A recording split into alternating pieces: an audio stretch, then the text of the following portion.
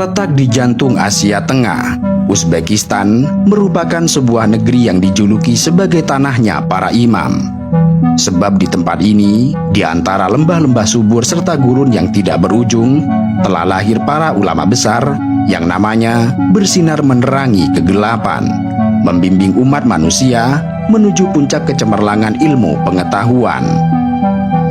Kecerdasan Imam Al-Bukhari, kesarjanaan Imam At-Tirmidzi, kepakaran Imam Abu Mansur Al-Maturidi, serta kebijaksanaan Ibnu Sina, semuanya merupakan warisan yang tidak ternilai bagi dunia Islam yang berasal dari Uzbekistan.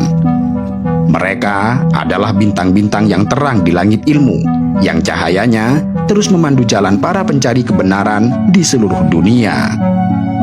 Di bawah naungan dinasti Abbasiyah yang berlangsung dari tahun 750 hingga 1258 Masehi, Bukhara yang saat ini terletak di jantung Uzbekistan berdiri megah sebagai pusat peradaban Islam dengan obor yang terus menyala menerangi segala zaman. Kota Bukhara mencapai puncak kejayaannya sebagai kota yang mendukung perkembangan ilmu pengetahuan, terutama dalam bidang hadis serta fikih, berkat dukungan dari pemerintah Abbasiyah yang berpusat di kota Baghdad. Di antara lorong-lorongnya yang bersejarah, Imam Al-Bukhari dengan nama lengkap Muhammad bin Ismail bin Ibrahim Al-Bukhari menghirup nafas pertamanya lahir pada tanggal 21 Juli tahun 810 Masehi. Beliau adalah sang maestro hadis yang dijuluki sebagai Amirul Mukminin fil Hadis atau pimpinan orang-orang beriman dalam hal ilmu hadis. Dengan tekad yang tidak tergoyahkan, beliau mengumpulkan hadis-hadis Nabi, menyaringnya dengan tingkat ketelitian yang hanya bisa dicapai oleh hati yang penuh dengan keimanan serta pikiran yang sangat tajam. Bahkan pada usia 10 tahun, beliau telah banyak menghafal hadis Nabi tanpa mencatatnya. Para ulama menyebutkan bahwa Al-Bukhari menghafal lebih dari 600.000 hadis. Dan karya beliau, yaitu Sahih Al-Bukhari yang memuat sebanyak 7.275 hadis, merupakan mahakarya yang menjadi rujukan para ahli hadis maupun lembaga pendidikan Islam di berbagai penjuru dunia. Kendati demikian, seperti bintang yang paling terang di langit malam, pada akhirnya Imam Al-Bukhari berpulang pada tanggal 1 September tahun 870 Masehi, meninggalkan dunia ini pada malam Idul Fitri yang suci saat umat Islam merayakan kemenangan setelah berpuasa penuh di bulan Ramadan. Beliau dimakamkan di Samarkand, sebuah wilayah yang saat ini juga termasuk bagian dari Uzbekistan, dengan nama dan warisannya yang terus hidup membimbing umat manusia melalui kegelapan menuju cahaya keabadian.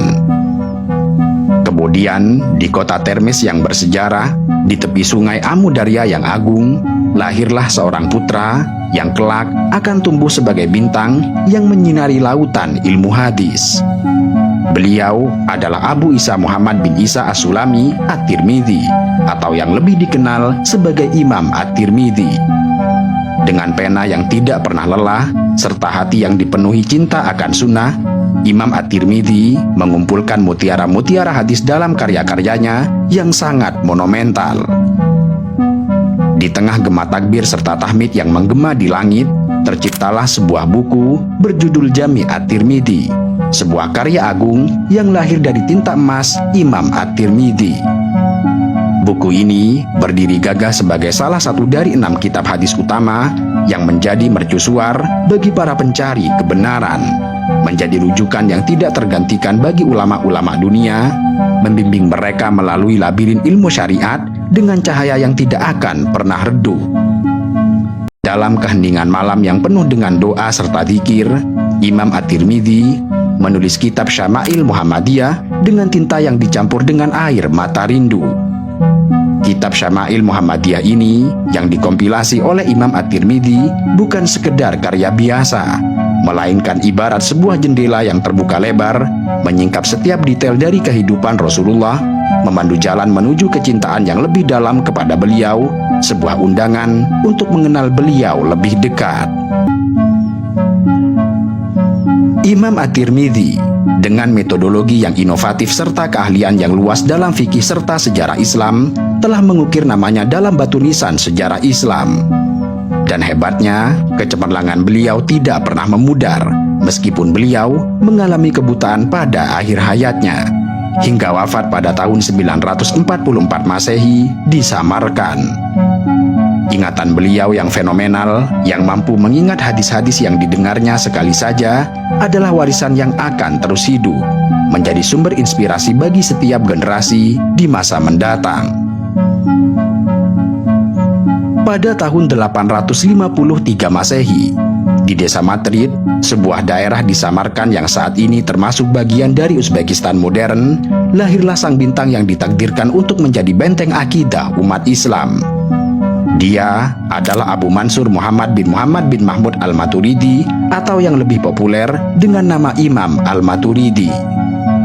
Ketika daerah Asia Tengah merupakan wilayah strategis sebagai jalur perdagangan dan pertemuan budaya dari daratan Cina hingga kawasan Timur Tengah, maka Mu'tazilah, Qoromitoh serta ajaran Zoroaster atau Majusi mulai menyebar dan berkecambah di sekitar wilayah Asia Tengah. Di tengah gurun ilmu yang berdebu ini, Imam Abu Mansur al-Maturidi berdiri sebagai penjaga mercusuar kebenaran. Beliau bukanlah pembawa ajaran baru, melainkan pelindung akidah yang telah ada sejak zaman Nabi Muhammad, mengukuhkan fondasi keimanan yang lurus, menegakkan prinsip-prinsip yang telah diwariskan sejak alam fajar Islam, serta memurnikan kembali esensi iman yang telah terkontaminasi oleh pemikiran yang menyimpang.